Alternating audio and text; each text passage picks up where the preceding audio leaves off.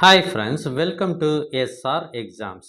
இந்த வீடியோவில் நாம் பார்க்க போகிறது 2019 குரூப் 4 எக்ஸாமில் கேட்கப்பட்ட கணித வினாக்களுக்கு தெளிவான மற்றும் விளக்கமான விடைகள்.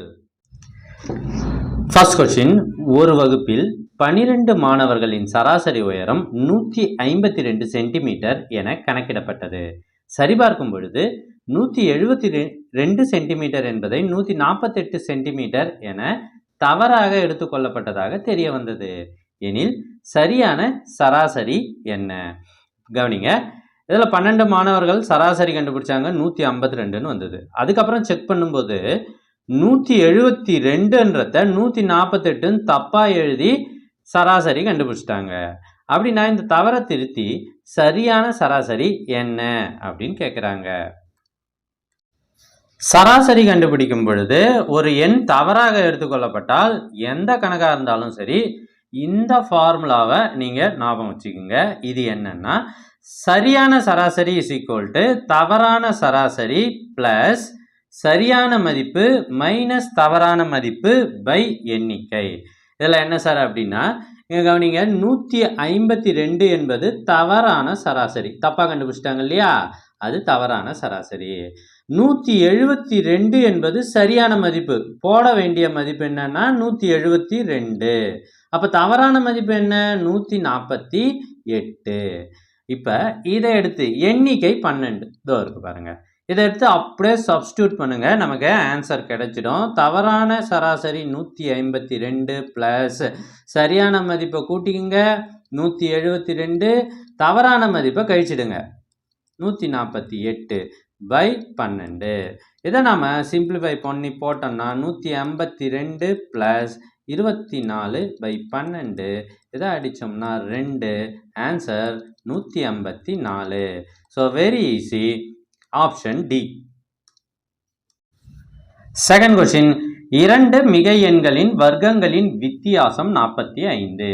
சிறிய எண்ணின் வர்க்கமானது பெரிய எண்ணின் 4 மடங்கிற்கு சமம் எனில் அந்த எண்களை காண்க.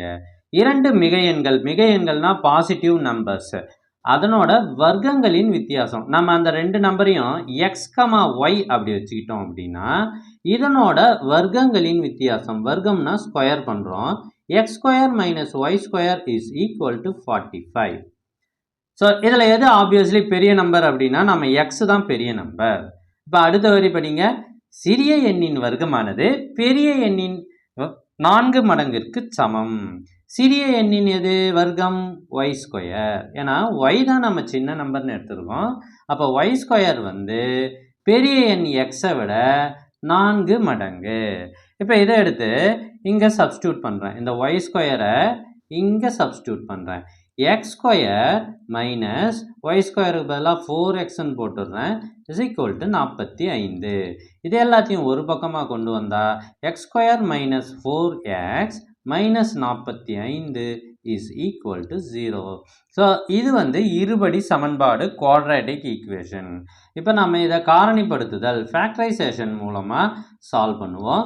அதாவது பெருக்கனா மைனஸ் 45 வரணும், கூட்டனா மைனஸ் 4 வரணும். அப்போ என்ன ஆகுதுன்னா 9,5. 9,5. ஸோ இதில் 9க்கு மைனஸை போடுங்க. அப்போ நம்ம பெருகி பார்க்குறோம், மைனஸ் 45 வருது. இந்த 2 நம்பரையும் கூட்டி பார்த்தா மைனஸ் 4 வருது. அப்போ காரணிப்படுத்துதல் என்ன வரும்? எக்ஸ் மைனஸ் 9, இந்த மைனஸ் 9 அப்படியே வந்துடும், into x plus 5 is equal to 0. So இதை சால்வ் பண்ணோம்னா x minus 9 is equal to 0வை எக்ஸ் இஸ் ஈக்குவல் டு 9ன்னு வரும். இங்கே சால்வ் பண்ணால் x is equal to minus 5ன்னு வரும். இந்த மதிப்பு இருக்க முடியுமா? முடியாது, ஏன்னா மிகை பாசிட்டிவ் நம்பர்னு சொல்லிட்டாங்க. அப்போ எக்ஸ் இஸ் ஈக்குவல் டு 9 என்பது தான் சரியான விடை. ஸோ எக்ஸ் 9ன்னா அதை இந்த ஈக்குவேஷனில் சப்ஸ்டியூட் பண்ணி பார்க்குறோம். Y square is equal to 4 into 9 36. நமக்கு தெரியும், 2 பக்கமும் ரூட் எடுத்தால் y is equal to 6. Sir minus 6 வருமே சார்? வராது, ஏன்னா அது மிகை எண். ஸோ ஒய்யோட வேல்யூ 6, எக்ஸோட வேல்யூ 9, ஆப்ஷன் டி. அடுத்த கேள்வி, மாட்டு வண்டி சக்கரத்தின் ஆரம் 35 சென்டிமீட்டர். அது 154 மீட்டர் தொலைவு கடந்தால் அந்த சக்கரம் எத்தனை முழு சுற்றுகள் சுற்றி இருக்கும்? ஸோ ஒரு சக்கரம் இருக்குது, மாட்டு வண்டி சக்கரம். அதனோட ஆரம் கொடுத்துருக்காங்க. அது 154 மீட்டர் வரைக்கும் அந்த மாட்டு வண்டி நகர்ந்து இருக்கு. அப்படின்னா அந்த சக்கரம் எத்தனை தடவை சுற்றும் அப்படின்னு கேட்குறாங்க. இது எத்தனை தடவை சுற்றும் என்பதால் நாம் சுற்றளவு கண்டுபிடிக்கணும், பெரிமீட்டர். ஸோ பெரிமீட்டர் அல்லது சர்க்கம்ஃபரன்ஸுக்கு ஃபார்முலா வட்டத்தின் சுற்றளவு C=2πr. இதை கண்டுபிடிக்கிறதுக்கு 2 × பைக்கு பதிலாக 22/7ன்னு போடுறேன். ஆரம் 35 சென்டிமீட்டரில் கொடுத்துருக்காங்க. இதை சால்வ் பண்ணோம்னா நமக்கு 220 சென்டிமீட்டர்னு வருது. ஸோ இது 220 சென்டிமீட்டரில் இருக்குது. ஆனால் இங்கே பாருங்கள், தொலைவு மீட்டரில் இருக்குது. அப்போ நம்ம இதையும் மீட்டரில் மாற்றுறோம். அப்போ 2.2 மீட்டர் அப்படின்னு வருது. அதாவது 100ஆல் வகுத்துடுறோம். அப்படி வகுத்தோம்னா 2 இலக்கம் தள்ளி புள்ளி வச்சுக்கிறோம். 2.2 மீட்டர். அடுத்தது பாருங்கள், எத்தனை சுற்றுகள் அப்படின்னா சுற்றுகளுக்கு வேறு ஒன்றுமே கிடையாது. சுற்றுகள் இஸ் ஈக்குவல் டு மொத்தமாக தொலைவு பை சுற்றளவு. தொலைவு 154 மீட்டர் பை சுற்றளவு நாம் இப்போ தான் கண்டுபிடிச்சோம் 2.2. இதை நாம் சால்வ் பண்ணோம்னா எக்ஸாக்டாக 70 டைம்ஸ் வருது. ஸோ அதை எப்படி சால்வ் பண்ணுறது சார் அப்படின்னு டவுட் இருந்தால் மேலேயும் கீழேயும் 10ஆல் பெருக்கி சால்வ் பண்ணணும். Option A. அடுத்த கேள்வி ஒரு வயது கேள்வி. சரண் என்பவரின் வயது தன் மகன் சங்கரின் வயதை போல் 6 மடங்கு. ஸோ இதுக்கு ஒரு ஷார்ட்கட் நான் ஏற்கனவே சொல்லி கொடுத்துருக்கேன். அதை பார்க்காதவங்க வீடியோ போய் பாருங்கள். அந்த ஷார்ட்கட் மெத்தட்லேயே இந்த கணக்கையும் நான் போட்டு காட்டுறேன். முதல்ல இது மாதிரி கேள்வி கேட்டால் அவங்க பேரை எழுதிக்கிங்க. சரண், சங்கர். இது மடங்கு கணக்கு இல்லையா? அப்போ சங்கருக்கு 1 வயதுன்னா அவங்க அப்பா சரணுக்கு 6 வயது. ஏன்னா 6 மடங்குன்னு கொடுத்துருக்காங்க. சங்கருக்கு 1ன்னு போடுங்க, சரணுக்கு 6ன்னு போடுங்க. அடுத்தது 4 வருடங்கள் கழித்துன்றாங்க. அதை இங்கே போடுங்க. அவரின் வயது மகன் வயதை போல் 4 மடங்கு. ஸோ சங்கருக்கு 1 போடுங்க, 4 மடங்குன்றதால சரணுக்கு 4ன்னு போடுங்க. இது மாதிரி மடங்கு கணக்கு என்ன வந்தாலும் இது போல் ஈஸியாக போட்டுருங்க. இதில் நாம் ஈக்குவேஷன்லாம் அமைக்கவே தேவை இல்லை. இப்போ பாருங்கள், இப்போ இதுக்கும் உள்ள டிஃப்ரென்ஸ் 3. இப்போ இந்த 3 இந்த 4 கூட பெருக்குங்க. 4 × 3. அடுத்தது 16 is 6. குறுக்கு பெருக்கல். 6ஐயும் 1ஐயும் பெருக்கிறேன், 1ஐயும் 4ஐயும் பெருக்கிறேன், 4. இது ரெண்டுத்துக்கும் வித்தியாசம் என்ன வருது? 2. அதால் டிவைட் பண்ணிடுங்க.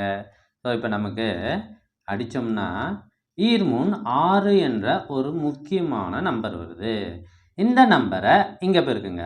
6 36, 1 6. இதுதான் உங்களோட வயது. சரணோட வயது 36, சங்கரோட வயது 6. ஆப்ஷன் பி தான் சரியான ஆன்சர். செம ஈஸி. இதை நீங்கள் 1க்கு 2 தடவை பார்த்து புரிஞ்சுக்குங்க. அடுத்த கேள்வி 0.35 இது ரெண்டுத்துக்கும் சேர்த்து ஒரு பார் என்ற எண்ணை பின்னமாக மாற்றுக. இப்போ இது ரெண்டுத்துக்கும் சேர்த்து ஒரு பார் போட்டிருந்தா என்ன அர்த்தம்னா, இதுக்கு அர்த்தம் 0.35 திருப்பி வந்துக்கிட்டே இருக்குது முடிவில்லாமல் அப்படின்னு அர்த்தம். சரியா? இப்போ கொடுக்கப்பட்ட எண்ணை நான் எக்ஸ்ன்னு எடுத்துக்கிறேன். x is equal to 0.3535 and so on.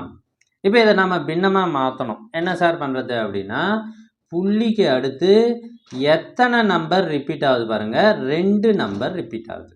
2 நம்பர்னா 2 0 இருக்கிற 100ஆல் எக்ஸை பெருக்குங்க.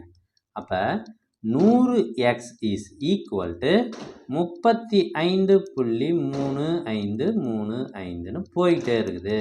ரைட்டுங்களா? இது இப்படி தான் போகும். அடுத்தது இந்த எக்ஸை எழுதுகிறேன். x is equal to 0 புள்ளியும் நேராக இருக்கணும். 3535ன்னு போகுது. இதை நாம் சப்ட்ராக்ஷன் பண்ணோம்னா பாருங்க, இதையும் சப்ட்ராக்ட் பண்ணுறேன். அப்போ நமக்கு என்ன கிடைக்குது? 99x is equal to 35. இந்த புள்ளிக்கு அடுத்து இது ரெண்டுத்துலேயுமே 3 5 3 5ன்னு இருக்கிறதால அது ரெண்டும் கேன்சல் ஆகி 0 ஆகிடுச்சு. அதனால் வெறும் 35 மட்டும்தான் வருது.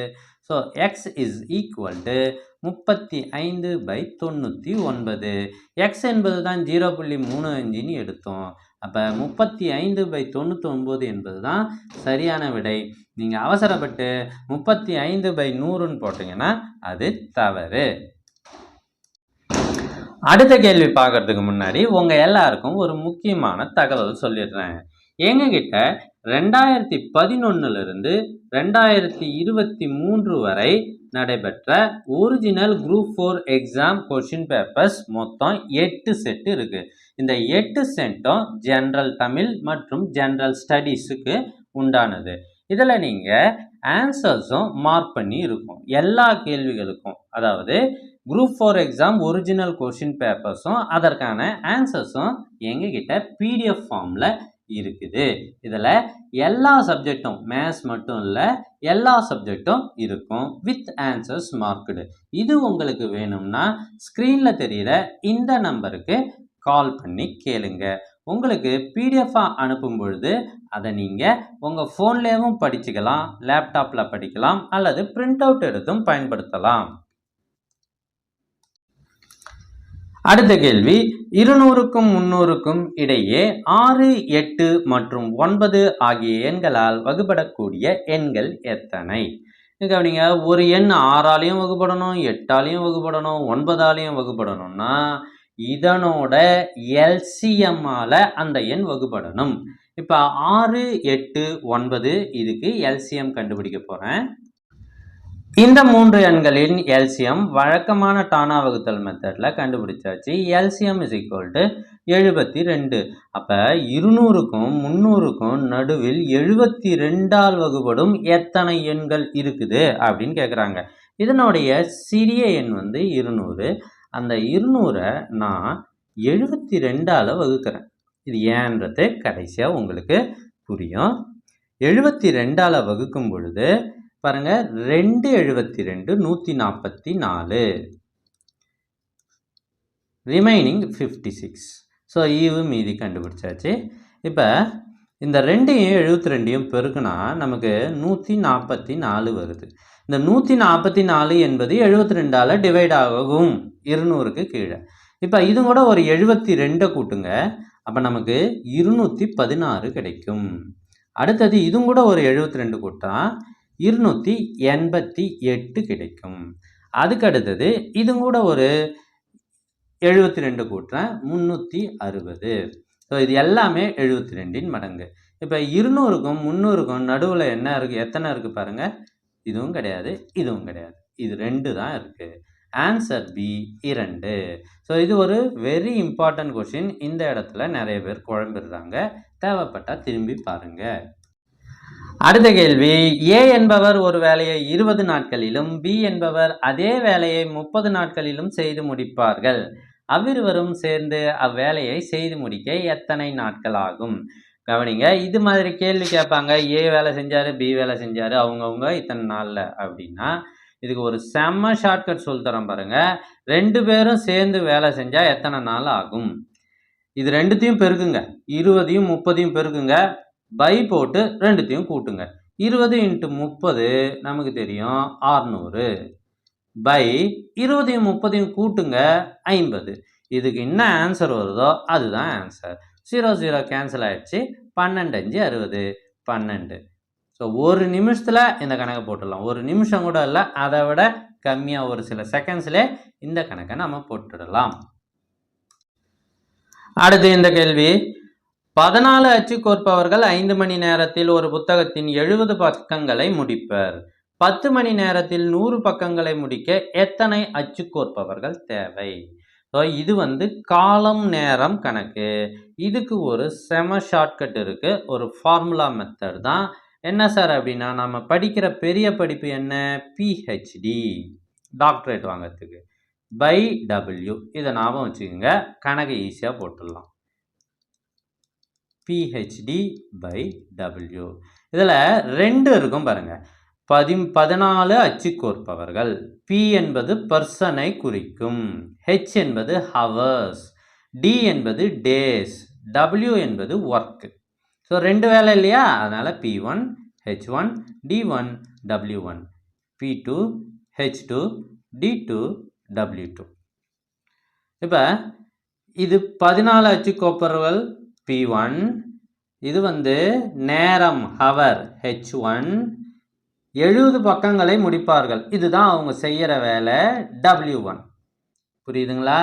அடுத்து 10 மணி H2, அடுத்த வேலையே 100 பக்கம் W2 அப்படின்னா H கோர்ப்பவர்கள் P2 என்னன்னு கேட்குறாங்க.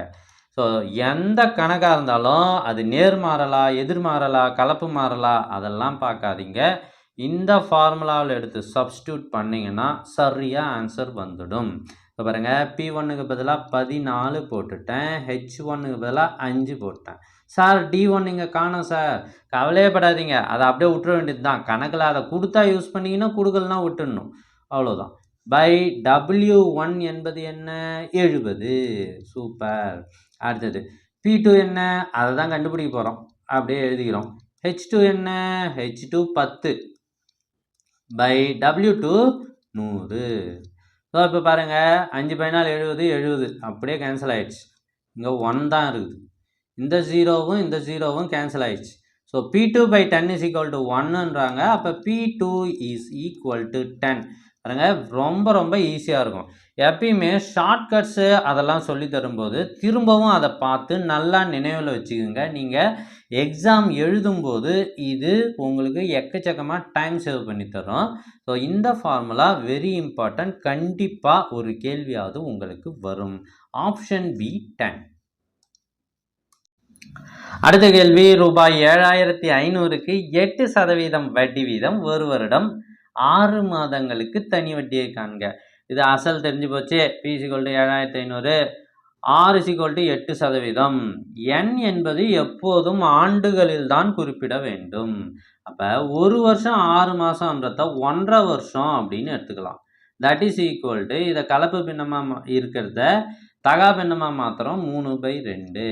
இதை நாம் வழக்கமான ஃபார்முலாவில் I = PNR/100 இதில் சப்ஸ்டியூட் பண்ணோம் அப்படின்னா நமக்கு வட்டி வந்துடும் 7500 பெருக்கல் 3/2, Nக்கு பதிலாக R = 8%. ஸோ இதை நம்ம சுருக்கி போட்டோம்னா நமக்கு எக்ஸாக்டாக 900ன்னு வருது. Option D is the right answer. ரொம்ப ஈஸி. அடுத்த கேள்வி, நமக்கு பிடிச்ச கிரிக்கெட் வீரர் தோனி மற்றும் கிரிக்கெட்டை பற்றிய கேள்வி. கிரிக்கெட் வீரர் தோனியின் முதல் 30 ஆட்டங்களுக்கான சராசரி ஓட்டம் 72 என கணக்கிடப்பட்டுள்ளது. அடுத்து 31வது கேம் ஆடுறார். 31வது ஆட்டம் நடைபெற்ற பிறகு அவரோட சராசரி 73ன்னு ஆயிடுச்சு. அப்படின்னா 31வது ஆட்டத்தில் அவர் எடுத்த ஓட்டங்கள் எவ்வளோ ரன் எடுத்தார்? ரொம்ப சிம்பிளுங்க. அவர் 31 ஆட்டத்தில் மொத்தமாக எடுத்த ரன்னை 30 ஆட்டத்தில் மொத்தமாக எடுத்த ரன்னில் கழிச்சு விட்டுடணும், அவ்வளோதான். இப்போ 31 ஆட்டத்தில் மொத்தமாக அவர் எவ்வளோ எடுத்தார் அப்படின்னா, மொத்தம் கண்டுபிடிக்கணும்னா நம்ம சராசரி இன்ட்டு எண்ணிக்கை, அவ்வளோதான். இப்போ அதை எப்படி கண்டுபிடிக்கிற பாருங்க. 31 ஆட்டத்தில் மொத்தமாக எடுத்த ரன்னு சராசரி 73 into 31. So that is equal to 2263. அப்போ 30 ஆட்டத்தில் எவ்வளோ மொத்தமாக எடுத்தார் அப்படின்னா அதே ஃபார்முலா தான். 30 ஆட்டத்தில் அவரோட சராசரி 72, 30 ஆட்டம். So that is equal to 2160. So இதை நாம் கழிச்சு போட்டோம்னா நமக்கு ஆன்சர் 103. 103 ரன்னு 31வது மேட்ச்சில் அடிச்சிருக்காரு, செஞ்சுரி. ஸோ ஈஸியாக இருக்கா? அடுத்த கேள்வி, பின்னங்களை கொடுத்துட்டு அதை ஏறு வரிசையில் எழுதுங்க அப்படின்னு சொல்லிட்டாங்க. நம்ம இந்த மாதிரி கொடுக்கும்போது பகுதியை பார்க்க வேண்டும், கீழே இருக்கிற நம்பரை பார்க்குறோம். இது எல்லாம் ஒரே நம்பராக இருந்தால் அதுக்கு பேர் லைக் ஃப்ராக்ஷன். ஆனால் வேறு நம்பராக தான் பெரும்பாலும் கொடுப்பாங்க. இதுக்கு பேர் அன்லைக் ஃப்ராக்ஷன், வேறின பின்னம். இதை நம்ம முதல்ல ஒரே நம்பராக மாற்றணும். அதுக்கு நம்ம 4, 2, 8க்கு எல்சிஎம் கண்டுபிடிச்சா 8 வரும். அப்போ 3/4ன்றத எப்படி எழுதலாம்? மேலேயும் கீழேயும் 2ஆல் பெருக்கிறோம் அப்படின்னா நமக்கு 6/8ன்னு வரும். அடுத்த நம்பரு 1/2 இது மேலேயும் கீழே 4ஆல் பெருக்கிறேன். பெருக்குனா கீழே 8 வரணும். நமக்கு டார்கெட்டே கீழே 8 வரணும் தான். ஒரு நாள் 4. அடுத்த நம்பர் 5/8. அது கீழே 8 இருக்குது. ஸோ அப்படியே விட்டுடலாம். இப்போ பாருங்க, இங்கேயும் 8 இருக்குது, இங்கேயும் 8 இருக்குது, இங்கேயும் 8 இருக்குது. 3 பின்னமும் 8 பகுதியில் வந்துடுச்சு. இப்போ நாம் ஏறு வரிசையில் எழுதலாம். 4, 5, 6. 4/8, 5/8, 6/8 எல்லாத்தையும் எழுதியாச்சு. இப்போ 4/8 என்பது 1/2. 5/8 என்பது 5/8 தான். 6/8 என்பது 3/4. ஸோ இதுதான் ஆன்சர். 1/2, 5/8, 3/4. இது எங்கே இருக்கு? ஆப்ஷன் ஏவில் இருக்கு. அடுத்த கேள்வி, T20 மட்டைப்பந்து போட்டியில் ராசு 50 பந்துகளை எதிர்கொண்டார். அதில் 10 தடவை 6 அடித்தார், 6 அடித்தார். அவர் எதிர்கொண்ட பந்துகளில் ஒரு பந்தை சமவாய்ப்பு முறையில் தேர்ந்தெடுக்கும் பொழுது அவர் 6 ஓட்டங்கள் எடுக்காமல் இருப்பது. கவனிங்க, 6 ஓட்டம் எடுத்ததை கேட்கல. நிகழ்தகவு என்ன? ஸோ நிகழ்தகவுக்கு நமக்கு ஃபார்முலா தெரியும். P of A is equal to N of A by N of S. இப்போ இதில் நிகழ்ச்சி எடுக்காமல் இருப்பது. அவர் 10 பந்தில் 6 எடுத்தார், மீதி 40 பந்தில் 6 எடுக்கவில்லை. அப்போ N of A வந்து 40, மொத்தமாக அவர் N of S மொத்தம் 50. ஸோ 4/5 தான் சரியான விடை. Option B. அடுத்து, ஒரு குறிப்பிட்ட வாரத்தில் நகரத்தின் அதிகபட்ச வெப்பநிலை 7 நாளைக்கும் 7 டெம்பரேச்சர் கொடுத்துட்டாங்க.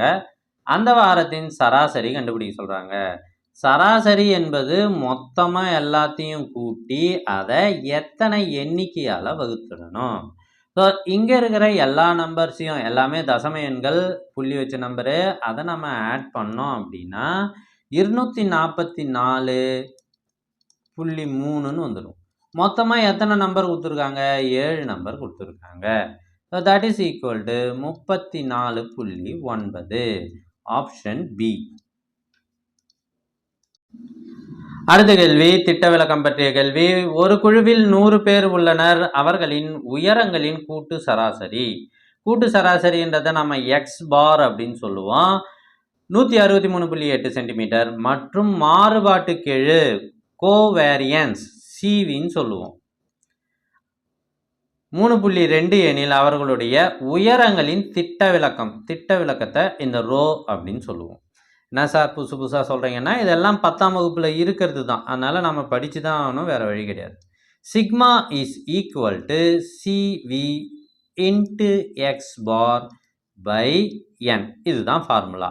திட்ட விளக்கத்துக்கான ஃபார்முலா. மாறுபாட்டு கெழு கொடுக்கப்பட்டிருந்தால் இதை நாம் சப்ஸ்டியூட் பண்ணுறோம். 3.2 இன்ட்டு எக்ஸ் பார் 163.8 பை என் என்பது 100, which is equal to நமக்கு ஆன்சர் 5.24ன்னு வருது. இதை சால்வ் பண்ணோம்னா option C is the right answer. Reena மற்றும் உஷாவின் தற்போதைய வயதுகள். மீண்டும் ஒரு வயது கணக்கு. முறையே 24, 36. ரீனா இருக்காங்க, உஷா இருக்காங்க. 24 வயசு, 36 வயது. 8 ஆண்டுகளுக்கு முன்பு உஷா மற்றும் ரீனாவின் வயதுகளின் விகிதம் என்னவாக இருக்கும்? விகிதம் கேட்குறாங்க. 8 வருஷத்துக்கு முன்னே ரீனாவோட வயசு 8 கழிச்சு எழுதிடுங்க 16. இதில் கழிச்சு எழுதினீங்கன்னா 28. ஸோ அவங்களோட விகிதம் 16:28.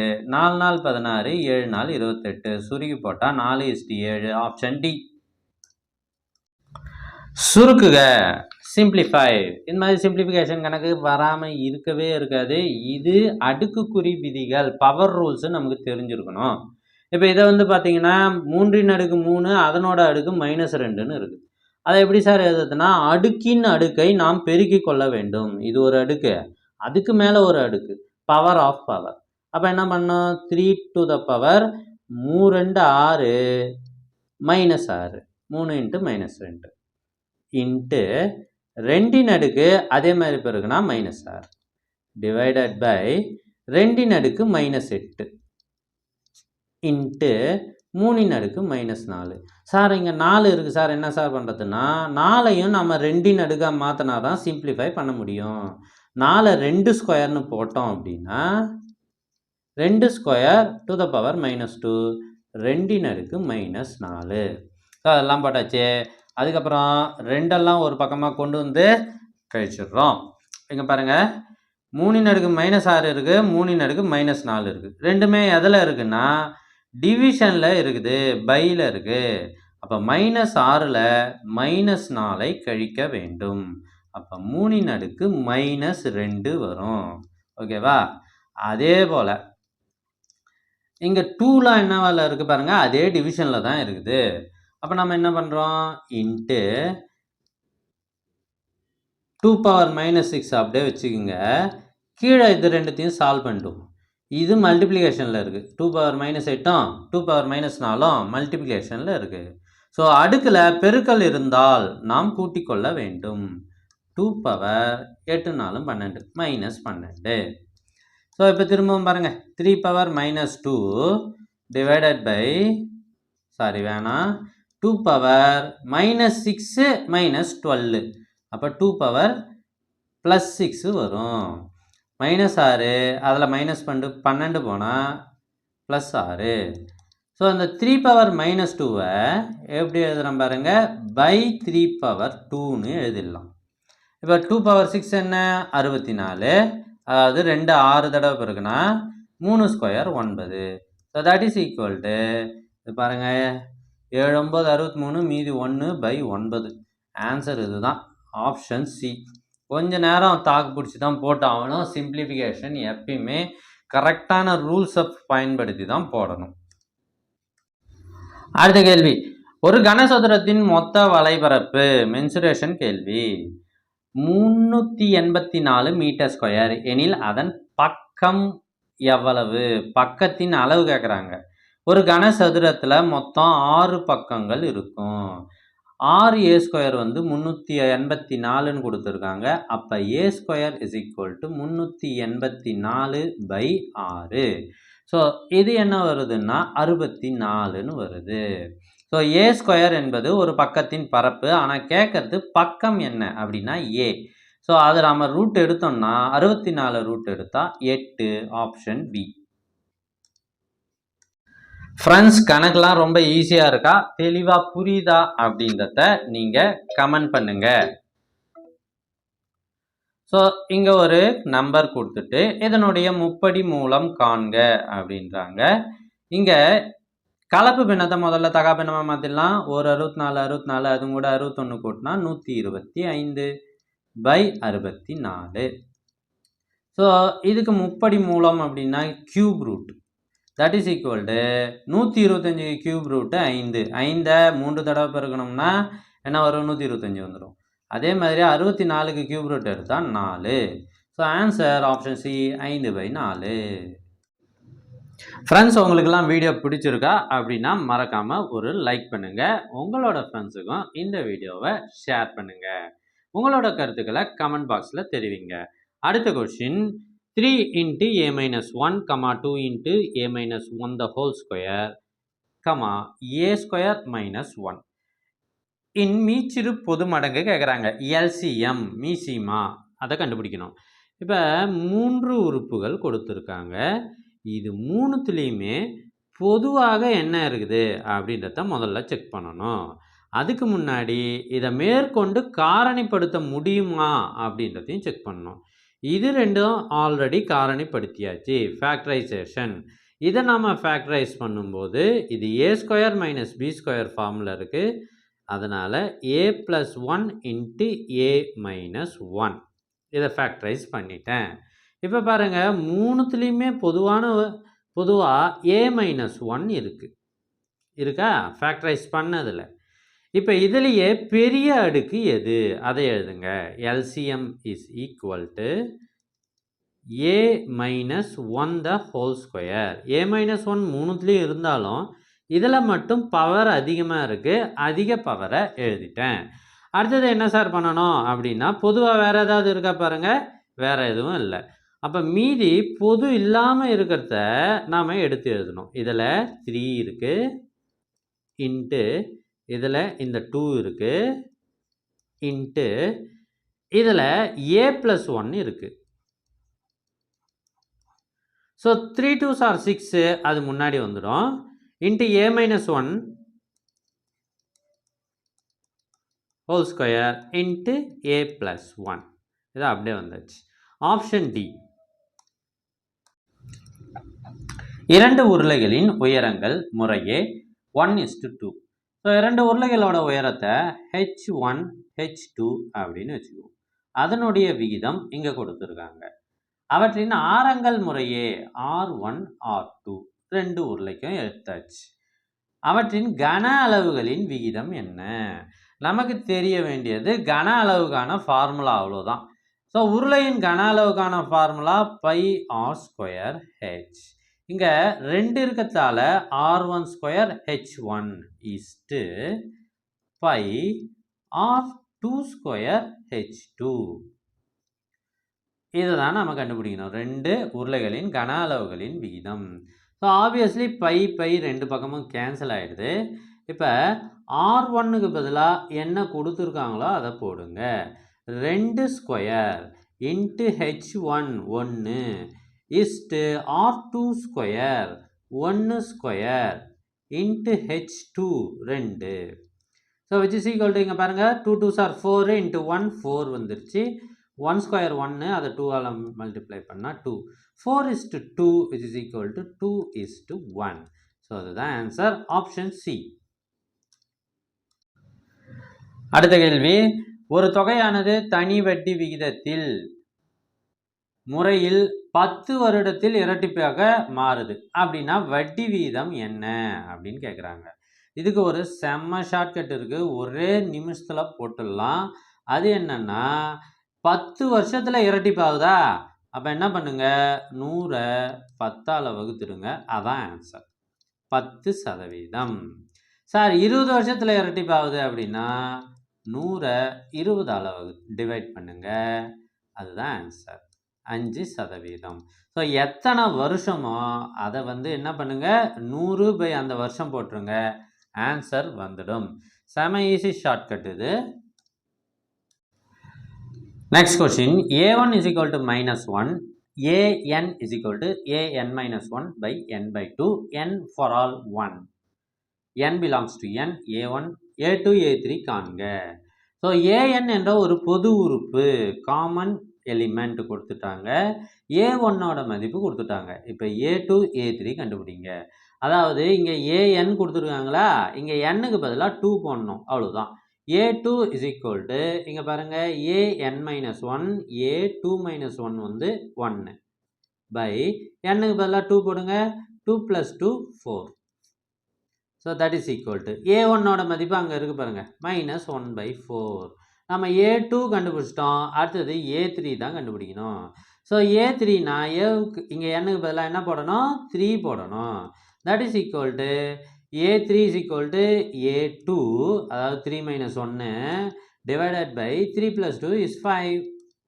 ஸோ a2 என்ன, -1/4 divided by 5 which is equal to -1/4 அப்படியே போடுங்க, into 1/5.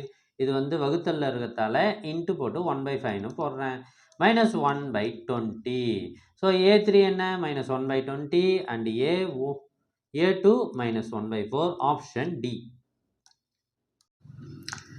Next question, 1 + 2 + 3 + ... up to n = k எனில் 1³ + 2³ + ... up to n³ என்பது என்ன அப்படின்னு கேட்குறாங்க. இதுக்கு நமக்கு ஃபார்முலா இருக்குது, 1 + 2 + 3 + ... up to n அப்படின்னா அதனோட ஃபார்முலா n × n + 1/2, அதான் இதனுடைய ஃபார்முலா. அதை என்னன்னு கொடுத்துருக்காங்க, கேன்னு கொடுத்துருக்காங்க. ஓகேவா, அடுத்தது பாருங்க, இதுக்கும் ஃபார்முலா இருக்குது. அதாவது இது முதல் n இயல் எண்களின் கூடுதல் முதல் n இயல் எண்களின் கணங்களின் கூடுதல். இது 1³ + 2³ அப்படின்னு இருக்கு. இதுக்கு என்ன ஃபார்முலா சார் அப்படின்னா n × n + 1/2 the whole square. அவ்வளோதான். இப்போ பாருங்கள், இதுக்கு ஃபார்முலா வந்து n × n + 1/2. அதை ஸ்கொயர் பண்ணிட்டா நமக்கு இதனோட ஃபார்முலா வந்து விடுகிறது. இப்போ உள்ளே இருக்கிறது பாருங்கள், n × n + 1/2 என்பது என்ன? k தானே. அப்போ ஆன்சர் k, அதுக்கு square. So answer k square தான். நீங்கள் அவசரப்பட்டு k³ போடக்கூடாது. ஸோ டியர் ஃப்ரெண்ட்ஸ், இதுவரை நீங்கள் நம்ம சேனலை சப்ஸ்கிரைப் பண்ணலன்னா உடனே சப்ஸ்கிரைப் பண்ணுங்கள். அப்போ தான் நாம் போடுற வீடியோக்கள் உங்களுக்கு உடனுக்குடன் வந்து சேரும். அடுத்து கடைசி கேள்வியை பார்க்க போகிறோம். a⁻m - n, a⁻m, a⁻m+n என்ற பெருக்கு தொடர் வரிசை கொடுத்துருக்காங்க பாருங்கள். பெருக்கு தொடர் வரிசை, கூட்டு தொடர் வரிசையிலையும் பெருக்கு தொடர் வரிசையிலையும் கண்டிப்பாக ஒரு கேள்வி வரும். பெருக்கு தொடர் வரிசை என்பது ஜியாமெட்ரிக் ப்ரோக்ரஷன், ஜிபி அப்படின்னு சொல்லுவாங்க. இதனுடைய பொது விகிதம் என்ன? இதனுடைய பொது விகிதம் எப்பயுமே பெருக்கு தொடர் வரிசைக்கு T2/T1 அல்லது T3/T2 எல்லாமே சேமாக தான் இருக்கும். சரியா? நாம் இங்கே கணக்கு போடுறதுக்கு ஈஸியாக இருக்குன்னு T3/T2ன்னு எடுத்துக்கிறேன். அதாவது இந்த உறுப்பை இந்த உறுப்பால் வகுத்துடுங்க. That is equal to a⁻m+n divided by a⁻m. So அடுக்குக்குறி விதிப்படி இதிலேருந்து இதை கழிக்கணும். m+nல m போச்சுன்னா a⁻n மட்டும்தான் நீடிக்கும். Option C is the correct answer. So dear friends, thank you for வாட்சிங். தேர்வுகளில் அதிக மதிப்பெண் பெற்று வெற்றி பெற வாழ்த்துக்கள். அரசு அதிகாரியாக வந்து எனக்கு கமெண்ட் பண்ணுங்கள். தேங்க்யூ.